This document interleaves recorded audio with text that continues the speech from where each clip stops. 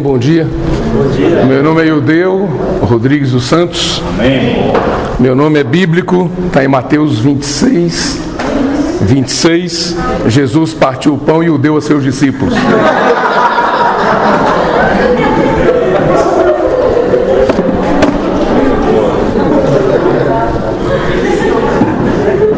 E o nome da minha esposa é Abigail, está ali. É bíblico também.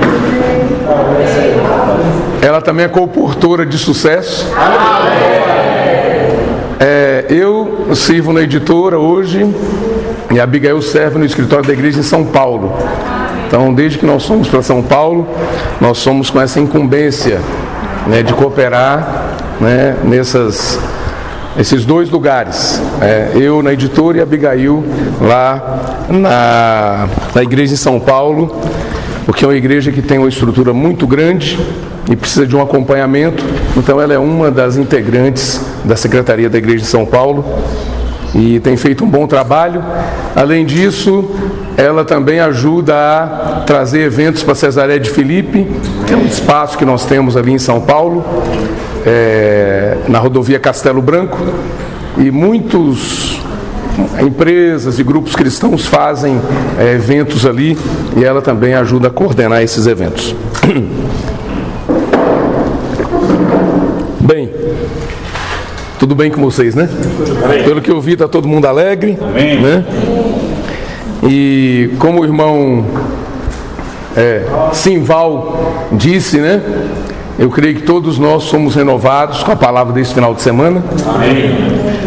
Irmão Dong, como um pai, até mesmo como um avô, podemos dizer assim, deu uma palavra para cada um de nós, né? Para todos nós, coletivamente, para cada um de nós individualmente, com muita paciência, muito amor, muito carinho, uma palavra muito doce e ao mesmo tempo uma palavra que nos tirou, né, de uma situação de, talvez, né, alguns de nós estávamos numa situação de letargia espiritual, de estacionamento, de zona de conforto, e fomos libertos dessa condição.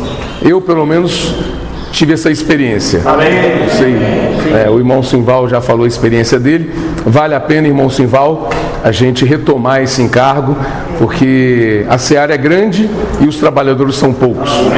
Não é? Nós vimos a quantidade de irmãos presentes ontem na conferência, anteontem e ontem, e hoje nós temos aqui realmente pessoas com tempo para atuar no campo. Não são tantas pessoas. É claro que alguns tiveram que voltar para suas cidades, porque estavam com seus familiares aqui, e graças ao Senhor vocês puderam permanecer, né? Somente vocês estão mais perto aqui, né? Mas a proposta dos irmãos, o encargo que os irmãos me passaram para hoje de manhã, é falar sobre as experiências de José para o ministério da colportagem. Então, vocês vão ter um dia hoje de atividades. Eu vou ficar com essa parte agora de ruminar a palavra com vocês, e depois vocês vão entrar nas questões de ordem prática. Eu creio que, quantos aqui não puderam participar da conferência de Sumaré? Levanta a mão. Quem não pôde participar? Puxa, tantos assim? Nem um dia? Poxa vida, um número grande, hein? Conferência em Sumaré. Quem não participou da última conferência de Sumaré? De novo. Um bom número, né? Ah, Senhor.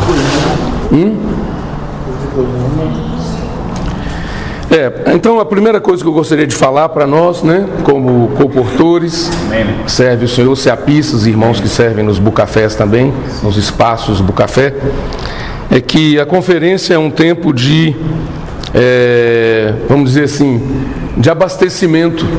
É como um posto, né, de gasolina ou de combustível espiritual, que a gente está andando, né, servindo, atuando, e só que o tanque, o combustível vai baixando o nível e nós precisamos de reabastecimento. Amém. Então a conferência para nós funciona como esse lugar de reabastecimento. E ali, quando a gente para, quem é motorista de carro sabe que quando para num posto, aproveita para abastecer, lava o limpador de para-brisas, né? Dá uma calibrada nos pneus, né? Porque às vezes o pneu você está andando, ele vai perdendo um pouco de ar, então dá uma calibrada e o carro, né, prossegue na viagem de uma forma gostosa, confortável, e todo mundo que está dentro do carro se sente bem. Então, conferências para nós é sinônimo de paradas para abastecimento, são paradas estratégicas. Embora a gente, quando chega na conferência, a gente não para, a gente continua servindo o Senhor. Amém. Mas de qualquer forma é um tempo que nós ouvimos a palavra, e a palavra, não só a palavra em si, as mensagens, mas é um tempo de comunhão com as igrejas, é um tempo de comunhão com os irmãos de toda a terra. Amém. Principalmente quando a conferência é em Sumaré.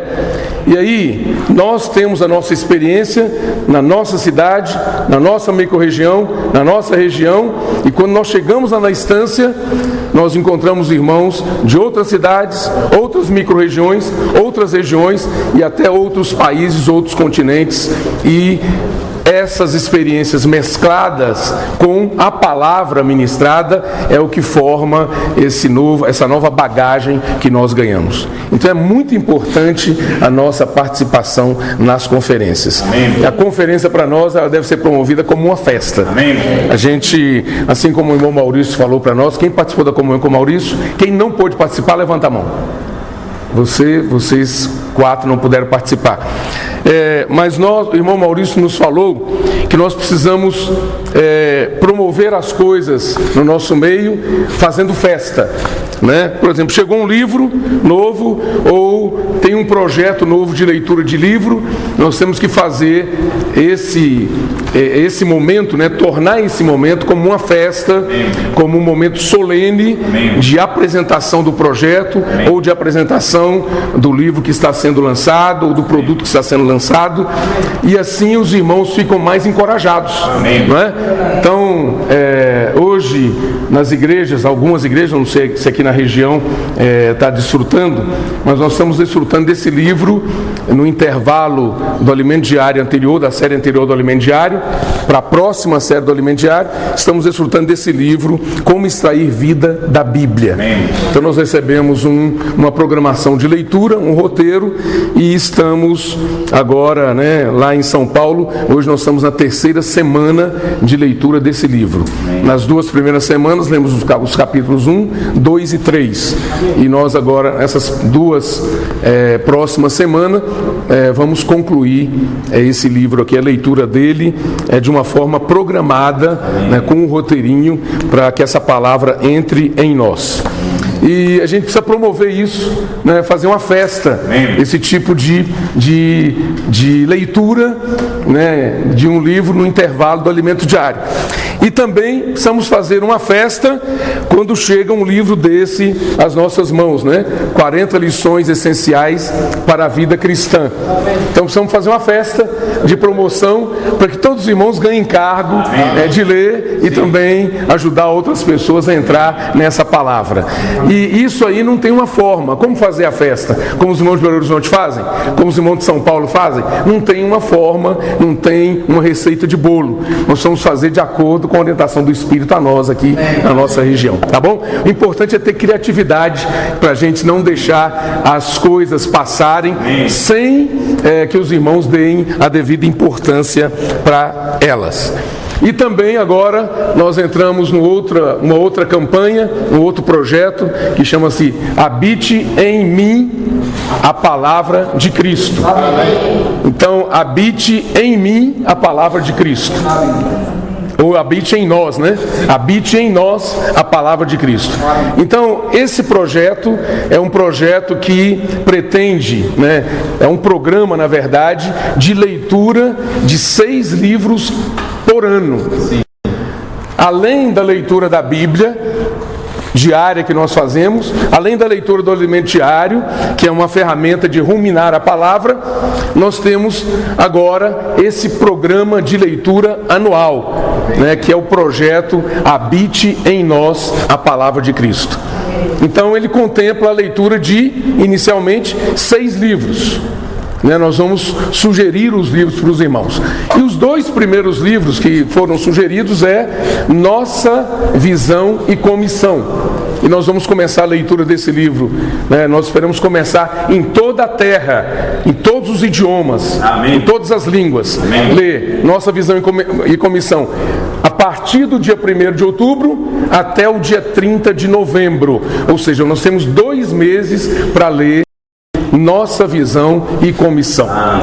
Cada irmão vai ler, individualmente, ler em grupos, criar grupos de leitura, fazer clubes de leitura, promover a leitura desses livros. Nós temos 2 meses para ler, não é tanto, não é pouco tempo, é muito tempo, e o conteúdo não é tão extenso assim. Então, um livro a cada 2 meses.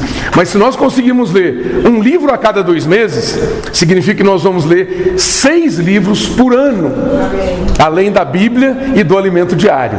Isso aí vai nos colocar na frente da população brasileira que não lê, eu não sei qual é a estatística hoje de leitura de livros por ano, não sei se chega a 2 livros por ano, 2 é alguma... Não sei se chega a 2 livros, chega a 4 livros por ano. 4 livros didáticos, hein? Então, nós vamos já sair na frente. Amém. Se nós conseguirmos ler 6 livros por ano. Amém. O que significa ler livros? Ler livros significa ganhar mais bagagem, ganhar mais conhecimento. E o que significa ler livros espirituais? Além de você ganhar mais clareza, mais discernimento das coisas, você também tem uma bagagem espiritual. Então, ler livro é muito bom. Quando você lê muito, você se expressa bem, você fala bem, você aprende a ouvir as pessoas, você aprende a valorizar o que as pessoas estão falando, você aprende a valorizar os acontecimentos. Então, ler livros é essencial para cada um de nós aqui. Você concorda com isso? Amém. Nós temos que ganhar. Então, nós fizemos esse programa e esse projeto exatamente para poder estimular os irmãos a lerem pelo menos 6 livros por ano. Amém. Então, o primeiro livro, Nossa Visão e Comissão. O segundo livro, A Genuína Autoridade e Submissão. Irmão, só aí, na largada, nós já saímos com visão, saímos com incumbência e saímos, no segundo livro, com uma visão clara da ordem que Deus deseja ter nesse universo, que é o princípio da autoridade e submissão. Essa ordem é a ordem que governa a sua vida, na sua casa, no seu trabalho, no seu ambiente de escola, na vida da igreja. Essa é a visão que deve nos governar, é o princípio que deve nos governar: autoridade e submissão. Amém. O que acontece muitos problemas hoje nas casas? Porque o princípio de autoridade e submissão é ferido. A mulher, ela pode ganhar uma grande bagagem, ela pode ser uma auxiliadora, boa cooperadora do marido, mas ela ainda é esposa. O filho, ele pode deslanchar nos seus estudos, ele pode virar um doutor, pode ter pós-graduação, pós-doutorado, pode ser o bambambam na vida profissional, mas é filho dentro de casa. Amém. E o pai, ele tem que ser pai em casa. Então, se essa ordem for obedecida dentro da casa, nós vamos ter um lar sadio, um lar saudável. Vocês concordam com isso? Amém. Eu não quero falar só, quero ver se vocês concordam. Amém. E no trabalho é o mesmo princípio, na escola é o mesmo princípio. Nós vemos alunos hoje desafiando professores. Isso não é normal. Ele pode fazer uma abordagem, ele pode ajudar o professor, pode contribuir, sim, mas ele tem que fazer isso de uma forma ainda em submissão, em sujeição. Amém. Aí vai ser positivo. Amém. Os irmãos entendem? Amém. Não é para ficar uma pessoa que não tem parecer, que não tem opinião, mas é uma pessoa que sabe colocar o parecer dela, sabe colocar a posição dela, sabe colocar a opinião dela, ainda mantendo o seu lugar. Amém. Então, isso no trabalho, na escola, em casa e na vida da igreja. Amém. Na vida da igreja nós nos tratamos como? irmãos, não é? Oi, irmão Diego, tudo bem? Oi, irmão Narciso, tudo jóia? Oi, irmão Juliano, tudo bem, irmão César? Edenilson. Irmãos, nós somos irmãos. Mas aos olhos de Deus há uma ordem aqui. Sim. Já pensou? Se o Narciso dá um aviso, fala assim, olha, nós precisamos ter uma comunhão com os colportores, com os ceapistas, tal dia. Aí você fala assim, não, eu não estou afim de ir nesse dia. Eu quero ir outro dia. A minha agenda está lotada.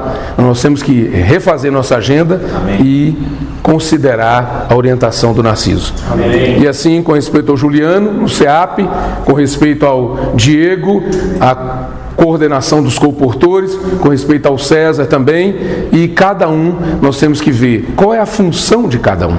Sim. Eu coopero junto com os irmãos lá em São Paulo, né? Pedro Dong, que estava aqui esse final de semana também, irmão André Dong, irmão Ulisses, irmão e vários outros cooperadores lá que estão conosco, servindo.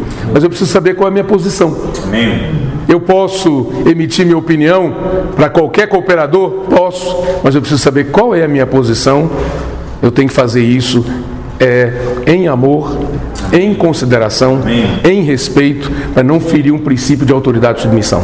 Amém. Por isso que dá muitos problemas, né, desde casa, no trabalho, na escola e na igreja. Nós temos muitos problemas e a pessoa vai crescendo, vai desenvolvendo. Daqui a pouco está lá na frente espiritualmente, mas ele não cresceu de fato, porque ele perdeu o princípio de autoridade e submissão. Então, por que eu estou falando isso para vocês? Para mostrar a importância da leitura. Depois que você lê a genuína autoridade e submissão, a sua vida vai mudar. Amém. A sua vida familiar vai mudar. Amém. A sua vida conjugal, relacionamento com os pais, relacionamento com os irmãos, a sua vida na igreja, nos serviços, nas reuniões, vai mudar. Amém. No trabalho, amém, o trabalho que você desenvolve vai mudar. Amém. Você vai olhar para as pessoas de uma outra forma. Aleluia. Você crê nisso? Amém. Amém. Amém. Então nós começamos, damos a largada, nossa visão em comissão nesse programa e o irmão Narciso pediu para trazer para nós, né? 1º de outubro a 30 de novembro. Se você já tiver a visão de autoridade e submissão, né? O princípio, você já vai pegar o seu livro, a partir do dia 1º de outubro já vai começar a ler. Agora, quem não tem esse princípio, vai falar, estou a fim de ler esse livro agora não. Quero ler outra coisa. Pode ler outra coisa, não tem problema nenhum. Você pode crescer lendo qualquer tipo de livro espiritual. Mas olha, se você seguir a orientação do Espírito, você vai crescer mais. Amém. Quando você chegar em qualquer lugar da terra, nesse período de tempo, você vai poder ter comunhão nessa palavra aqui. Amém. Vai enriquecer a sua experiência, vai enriquecer a dos irmãos. A dos irmãos vai enriquecer a sua. Amém. E o outro livro é esse, A Genuína Autoridade e Submissão. Olha, livros fininhos. Esse aqui tem quantos capítulos? 5 capítulos e quantas páginas? Não chega a 80 páginas, tem 71 páginas. 71 páginas. Quer dizer, 2 meses para ler 71 páginas. A gente lê um livro desse numa sentada, não é verdade? Mas nós vamos ler com calma, porque nós não queremos ler e comer igual o cachorro comendo picanha, né, engolindo. Nós temos que ler, né, e ruminar. Replicado por vocês também. Amém. É claro, debaixo da coordenação e da comunhão com os irmãos na igreja, na cidade, no lugar onde você serve e você reúne, tá bom? Tem comunhão com os irmãos, fala assim, irmãos, vamos promover esse programa de leitura? Vamos promover esse projeto? Vamos promover, irmãos? Com seriedade, não é?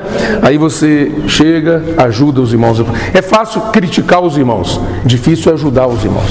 Então temos que chegar ali e ajudar. Às vezes os irmãos não ouviram o aviso foi passado de maneira muito rápida e nós podemos aqui ajudá-los a ruminar esse assunto. Amém. Muito bem.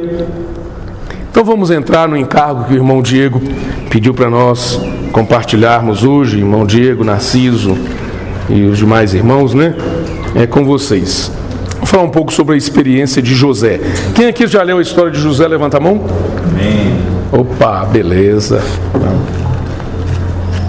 Então vamos abrir no capítulo 37. Vou passar para vocês algumas coisas, alguns princípios.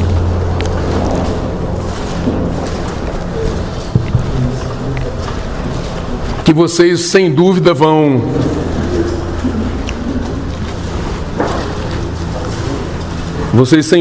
ruminar depois no alimento diário e vão também ler, ouvir, né, no portal do Instituto Vida para Todos, as mensagens em áudio e vídeo, tá bom? Então o que nós vamos falar aqui, hoje de manhã alguns irmãos desfrutaram na conferência, e nós queremos trazer, como alguns irmãos não puderam ir, né? Então vamos ruminar junto com os irmãos aqui. E vai ser apenas uma amostra muito pequena, né? Uma amostra grátis, porque a riqueza é muito grande. Então quero falar sobre José e a história de José. Nós podemos resumir assim: ela teve 4 etapas, 4 fases, a história de José. A primeira fase da vida de José foi na casa do pai, ou na casa dos pais. A segunda fase, na casa de Potifar. Foi a gente sabe que os irmãos de José venderam ele, né? E depois ele foi cair na casa de Potifar. Ele passou a servir ali na casa de Potifar, que era o comandante da guarda do faraó naquela época. A terceira fase da vida de José foi na prisão. E a quarta e última fase foi como governador do Egito. Então, ele chegou a governador porque ele passou por essas 3 fases iniciais: na casa do pai, na casa de Potifar e principalmente no período que ele ficou na prisão. Amém. Parece que o período da prisão a gente não dá muita importância, mas ali tem muita lição de vida enquanto ele esteve cuidando das pessoas naquela prisão. Então, a primeira coisa, na casa do pai, está aqui, né? Capítulo 37, eu gostaria de ler com vocês. Versículo 1. Habitou Jacó na terra das peregrinações de seu pai, na terra de Canaã. Esta é a história de Jacó. Interessante, né? Tendo José 17 anos, apacentava os rebanhos com seus irmãos. O que fala essa história de Jacó? E depois começa a falar de José. Porque na verdade a história de José complementa a história de Jacó. Tá bom? Abraão, Isaac e Jacó é uma experiência completa, mas só que Jacó teve o complemento da experiência dele em José. Amém. Então por isso que fala aqui, tendo José 17 anos, quem aqui tem 17 anos, levanta a mão. Tem 17 anos? Quem tem menos? Tem quanto? 16 anos? Opa! Quem tem 18? Opa, tem um ali, 18 anos. 19. Maravilha, hein? Então, muito bem. Tendo José 16 anos, então, vamos começar ali com a nossa caçulinha, né? Então, irmã, como é seu nome? 16 anos. Lara. A irmã Lara, você já desde essa sua juventude, né? Você pode apacentar o rebanho do pai. Amém. Sabia? Amém. Sabia, irmão? Como é seu nome? 17. Tarcísio. Tarcísio, você pode apacentar o rebanho do pai. Amém. A irmã de 18 ali, cadê? Ah, tem várias, né? Não, 18 é uma só. Você é a? Suzy. Você pode fazer o que, Suzy? Pode? Amém. E é 19 anos, cadê? São 3. Uma, duas, são 2, né? Como é o nome? Luane. E a? Ruth. Oi, Ruth, tudo bem? Bom. A Ruth é de onde? Colômbia. Muito bem. Olha, Ruth, você e a Luana, né? Luane, vocês duas desde já podem apacentar o rebanho do Pai. Amém. Vocês não precisam chegar na idade minha, né? Eu sou um jovem de outrora, não é verdade? Sou jovem de outrora, né? Hoje eu estou com 5,9. Eu falo 5,9 por quê? Porque se eu falar 59, dá sensação de velho. E 5,9 de potência, né? É potência, né? 1.0 é o motor do carro fraquinho. Aí 1.4, 1.6, 1.7, 2.0 e vai por aí afora. E chegou em 5.9, né? Hã? Tem que ser, né? Não pode ser fraco, né? Não pode ficar rateando. Então, amados, todos nós aqui, então, por que eu peguei os da idade mais, né, de menor idade? Por quê? Para mostrar que todos nós aqui já estamos qualificados para apacentar o rebanho do Pai. Amém. Todos nós. E essa autorização nos foi dada pelo próprio Pai. Amém. Ele falou para mim e para você: vai cuidar. Amém. Cuida do meu rebanho. Amém. Ele não olhou para você, olhou sua condição, olhou os seus defeitos, a sua capacidade. Ele olhou para você e falou assim: vai cuidar do meu rebanho. Amém. Cada um de nós aqui fomos incumbidos, encarregados, comissionados pelo Pai para cuidarmos do seu rebanho. Então, irmãos, a primeira coisa na história de José é que nós precisamos cuidar do rebanho do Pai. E esse rebanho hoje, nós não estamos falando de ovelha, de cabrito, de boi, de gado. Nós estamos falando de gente. Amém. O povo de Deus, o povo aos olhos de Deus é considerado como ovelhas. E essa ovelha precisa de pastor. Amém. E cada um de nós aqui foi chamado por Deus. Amém. E foi enviado por Deus para cuidar de pessoas. Amém. Precisamos cuidar das pessoas. Amém. Nós não somos vendedores de livros. Amém. Nós somos pastores. Amém.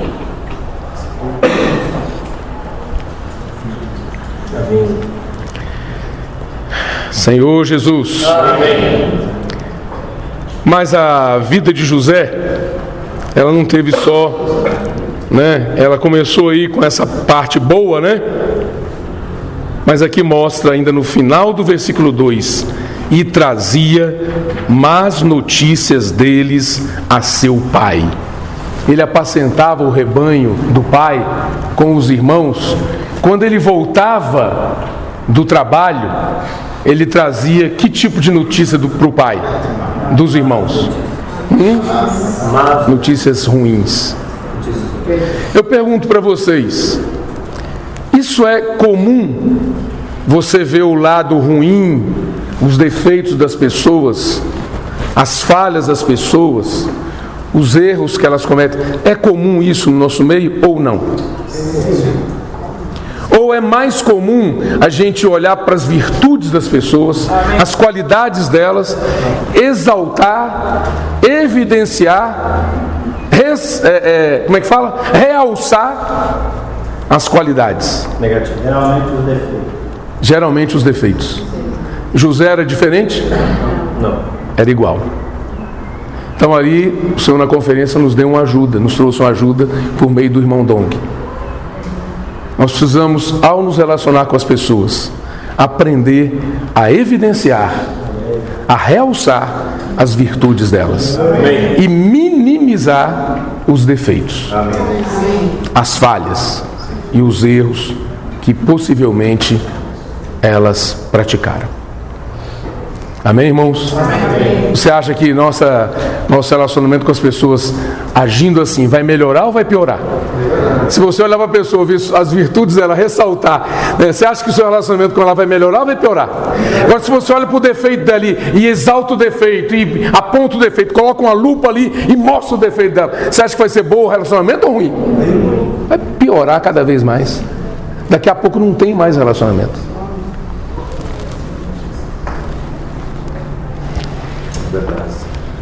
Então, irmãos, nós que estamos aqui hoje de manhã e viemos ser ajudados pelo Senhor para ser aperfeiçoados a cuidar de gente. Amém. Nós precisamos ter essa prática. Amém. Sempre evidenciar, ressaltar as virtudes das pessoas. Amém. Seja quem for. E minimizar. Quase colocar, anular, neutralizar os erros delas. Isso vai ser muito bom na nossa vida em todos os aspectos. E no versículo 5, teve José um sonho e o relatou a seus irmãos, por isso o odiaram ainda mais. Aqui é um outro problema. Por um lado, o fato de José ter tido um sonho é positivo, porque o sonho é aquilo que nos move, é aquilo que nos dá energia para prosseguir. Eu sonhei que eu vou alcançar tal coisa e eu vou viver por esse sonho, eu vou viver por essa visão, eu vou ser governado por isso. Se eu não tenho sonho nenhum, eu vou parar no tempo. Então o sonho é positivo. Mas como falar desse sonho para não diminuir os outros? Para não causar ciúmes, não causar inveja nos outros? Aí é que está.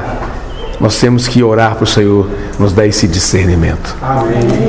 Nós precisamos de um sonho, nós precisamos viver por meio desse sonho, mas nós não podemos, por causa do sonho que nós tivemos, humilhar as pessoas, rebaixar as pessoas, fazer com que as pessoas se sintam as piores pessoas do mundo. E aí elas vão ter ciúmes de nós, elas vão ter inveja de nós, e elas vão querer a nossa morte. Senhor. Elas vão querer nos ver pelas costas. Sim. Então nós temos que considerar diante do Senhor. Vamos ser movidos pelos sonhos que o Senhor nos deu, mas vamos ter discernimento ao compartilhar os nossos sonhos, para que as pessoas se sintam incluídas nesse sonho. Amém. Elas se sintam participantes desse sonho. Elas se sintam parceiras nossas. Amém. Amém. Aleluia. Amém. Para que esse sonho se concretize. Amém. Amém. Então nós vemos aqui no final do versículo 2, José trazendo más notícias. E aqui no versículo 5, temos um lado positivo, mas temos um lado ruim na experiência de José. Mas isso por quê, gente? Porque era jovem. Viu, irmã? A gente é jovem, a gente vai aprendendo aos poucos. Não vamos exigir muito de nós mesmos, senão nós vamos ficar decepcionados, frustrados. Mas vamos deixar Deus trabalhar em nós. Ele era jovem, mas ele vai crescer, ele vai amadurecer. E aí, no versículo 9, teve outro sonho, teve ainda outro sonho, e o referiu a seus irmãos, dizendo, versículo 11 diz, seus irmãos lhe tinham ciúmes.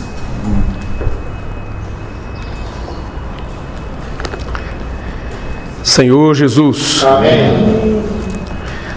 Aí, uma coisa positiva aqui que nós vemos na vida de José, ainda no capítulo 37, fala, versículo 13 diz assim, o pai de José falou, não apacentam teus irmãos o rebanho em Siquém? Vem, enviar-te-ei a eles. Respondeu-lhe José, eis-me aqui. Aqui é uma coisa positiva, viu? Amém? Amém. Quando o Senhor fizer um chamamento a você, você deve falar assim, Senhor, eis-me aqui. Amém. Eis-me aqui. Não fica olhando para o vizinho e fala assim, ó, tá vendo o senhor te chamando? Não é? Às vezes o pai olha para o filho, a reunião, o senhor está falando na reunião, aí ele olha assim, fala, será que meu filho está prestando atenção nessa palavra? Aí a gente que conhece os irmãos, né, fica pensando, será que aquele irmão está prestando atenção nessa palavra? Deus está falando com ele. Parece que Deus sabe a necessidade dele. Então quando a gente ouve a palavra, a gente sempre quer direcionar para outros que a gente conhece, que a gente sabe um pouco da fragilidade, mas a gente não toma essa palavra para nós. Então, quando o Senhor falar com você, né, Francisco? Francisco tem que falar, Senhor, eis-me aqui. Foi isso que Isaías fez, não foi? Não é isso? Isaías falou, eis-me aqui, Senhor, envia-me a mim. Disse-lhe Israel, vai agora e vê se vão bem teus irmãos e o rebanho, e traze-me notícias. Jacó esperava notícias dos seus filhos e do trabalho, do serviço que eles estavam prestando. Então, irmãos, o Senhor, Ele quer aumentar a nossa comunhão com Ele, a respeito dos assuntos que Ele nos encarregou. Por isso nós precisamos ter uma vida de oração, aumentar a nossa intimidade com o Senhor em oração, invocar mais o nome do Senhor. Sabe o que eu percebo? Eu não sei aqui, quando a gente ia nas conferências, na instância, no passado, né? A gente via muito na rua, né? Nas ruas, nos alojamentos. A gente ouvia muitos irmãos invocarem o nome do Senhor. Senhor Jesus, Senhor. E começava cedo, um grupo de irmãos orando, invocando, se esvaziando. Hoje você chega na instância, um silêncio. Mas não chegou ninguém ainda. Quando você vê, tem muita gente lá, mas é um silêncio. Eu não sei o quanto isso tem acontecido na sua experiência. Você invocava tanto o nome do Senhor no passado. E hoje, invoca quanto? Você acostumou? Acha que não precisa mais? Você orava tanto, dependia tanto do Senhor em oração. Agora não ora tanto mais. Não precisa mais dele? Eu me lembro de um irmão, aqui há muitos anos em Brasília, e ele aprendeu a dirigir um carro, né? Ele pegava o carro assim, e para minha infelicidade, uma vez eu estava junto com ele, eu estava aprendendo a dirigir, né? Eu não sabia. E enquanto ele estava aprendendo a dirigir, ele ficava, ó Senhor Jesus, ó Senhor Jesus, ó Senhor Jesus, ó Senhor Jesus. Ele estava aprendendo a dirigir, fazia cada barbeiragem, mas invocando o nome do Senhor, dependendo do Senhor. Aí depois eu voltei a andar com esse irmão, depois que ele já estava bom, né? Dirigindo bem. Não é verdade? Aí eu pergunto para vocês, ele invocava com o mesmo desespero? Não. A gente invoca o nome do Senhor hoje, gente? Sim. Mas a gente invoca com avidez, com fome, com sede, com desespero. Quando a gente sai para contatar as pessoas, a gente tem um desespero no nosso coração. Ao encontrar as pessoas, você sabe qual é a condição delas? Você sabe o estado de espírito dela? Você sabe a condição psicológica dela? Você sabe a situação familiar dela? Você sabe a condição profissional, financeira, econômica dela? Você sabe o problema de saúde dela? Você não sabe. Nenhum de nós sabe. Nós precisamos do Senhor. Amém. O Senhor sabe. Ele sabe o que está passando no seu coração. Agora, eu não sei, mas Deus sabe.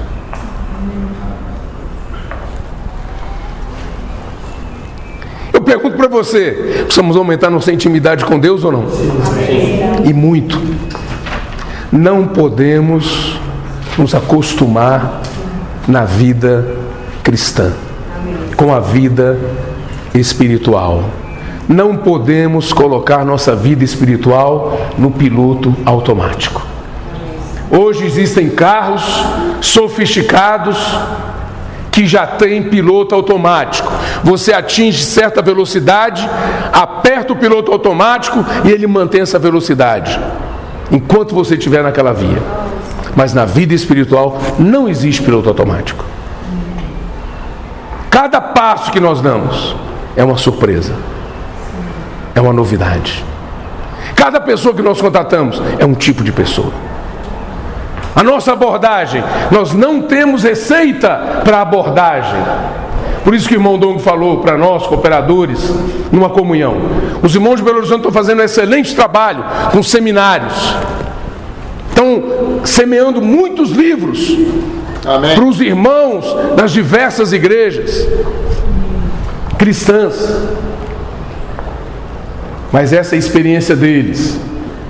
Nós não precisamos copiar, mas nós precisamos ganhar do Senhor luz para saber como fazer na nossa região. E semear o máximo possível a palavra. No meio da liderança e no meio dos irmãos também.